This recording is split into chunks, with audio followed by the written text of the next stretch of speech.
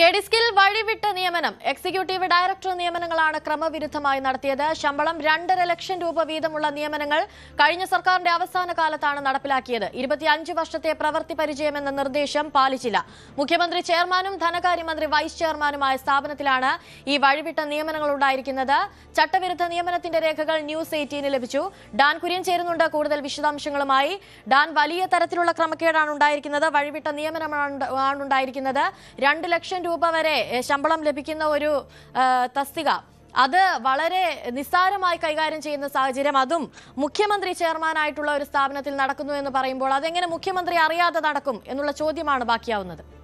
കേരളത്തെ ഒരു നോളജ് എക്കോണമിയാക്കി മാറ്റുക എന്ന വലിയ ലക്ഷ്യത്തോടെയാണ് ആ ഗവേഷണ സംവിധാനങ്ങളെ സംരംഭങ്ങളാക്കി മാറ്റുക എന്ന ലക്ഷ്യത്തോടെ രണ്ടാം പിണറായി സർക്കാരിൻ്റെ കാലത്ത് 2021 മെയ് മാസത്തിൽ കെഡിസ്ക് എന്ന പേരിൽ കേരള ഡെവലപ്മെൻറ്റ് ആൻഡ്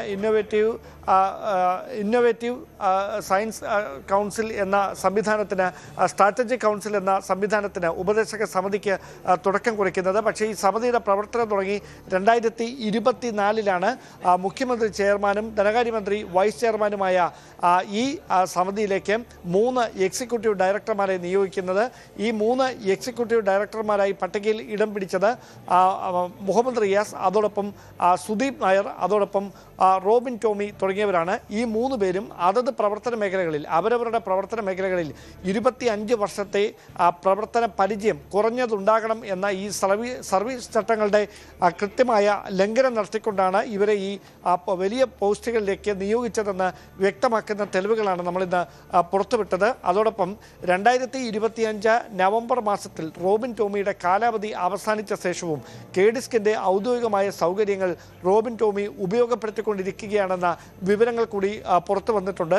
അതോടൊപ്പം ഏറ്റവും പ്രധാനപ്പെട്ട കാര്യം, കഴിഞ്ഞ 2026 ഏപ്രിൽ 1, 4 തീയതികളിലായി മറ്റ് 2 എക്സിക്യൂട്ടീവ് ഡയറക്ടർമാരായ സുദീപ് നായരുടെയും മുഹമ്മദ് റിയാസിൻ്റെയും കാലാവധി അവസാനിക്കേണ്ടതാണ്.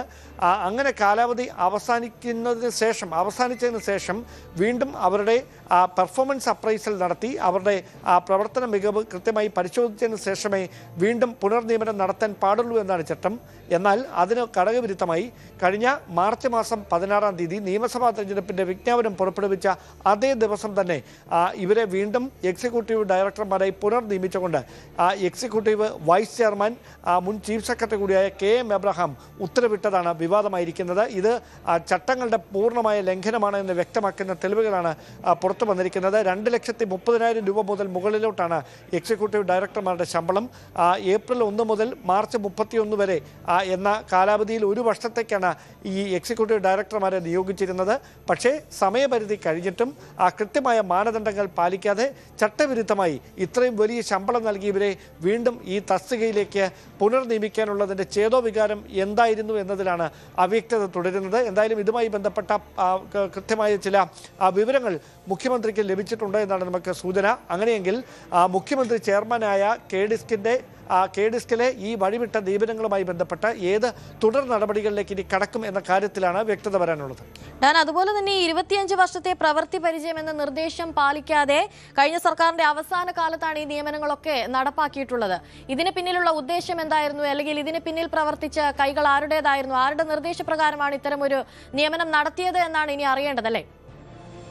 ഒരു തരത്തിൽ ഇതൊരു പിൻവാതിൽ നിയമനം തന്നെയാണ്. പക്ഷേ ആ നിയമനത്തിൻ്റെ ഉദ്ദേശം എന്തായിരുന്നു എന്നതിലാണ് ചില സംശയങ്ങൾ ബാക്കിയാകുന്നത്. പ്രത്യേകിച്ച് പരമ്പരാഗത തൊഴിൽ മേഖലകളിൽ, കൃഷി, ആരോഗ്യം, അതോടൊപ്പം വിദ്യാഭ്യാസ മേഖലയിലും വ്യവസായ മേഖലയിലുമൊക്കെ നൂതന സാങ്കേതിക വിദ്യകളെ പരമാവധി പ്രയോജനപ്പെടുത്തിക്കൊണ്ട് ഒരു AI വിപ്ലവം ഈ പരമ്പരാഗത തൊഴിൽ മേഖലകളിൽ സൃഷ്ടിക്കുക എന്ന ലക്ഷ്യത്തോടെയാണ് വലിയൊരു കൃത്യമായൊരു ഇന്നോവേറ്റീവ് പ്രൊജക്റ്റായിട്ടാണ് കെഡിസ്കിൻ്റെ പ്രവർത്തനം 2021 തുടങ്ങുന്നത്.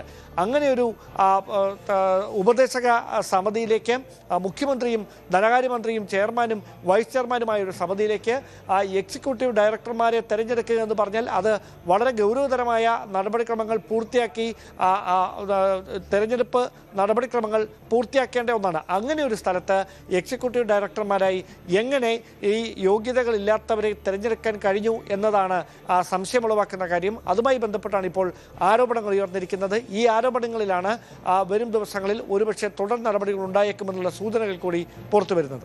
ഡാൻ, അതുപോലെ തന്നെ ഇപ്പോൾ ഇതിൽ മുഖ്യമന്ത്രിക്ക് ഇതുമായി ബന്ധപ്പെട്ടുള്ള ചില സൂചനകൾ ലഭിച്ചിട്ടുണ്ട് എന്ന് ഡാൻ നേരത്തെ പറഞ്ഞു. ഇതിൽ കൂടുതൽ നടപടികൾക്കുള്ള സാധ്യതയുണ്ട്. അതുപോലെ തന്നെ ഇതുമായി ബന്ധപ്പെട്ട് മറ്റെന്തെങ്കിലും പരാതികൾ ഇപ്പോൾ പുറത്തു വന്നിട്ടുണ്ടോ?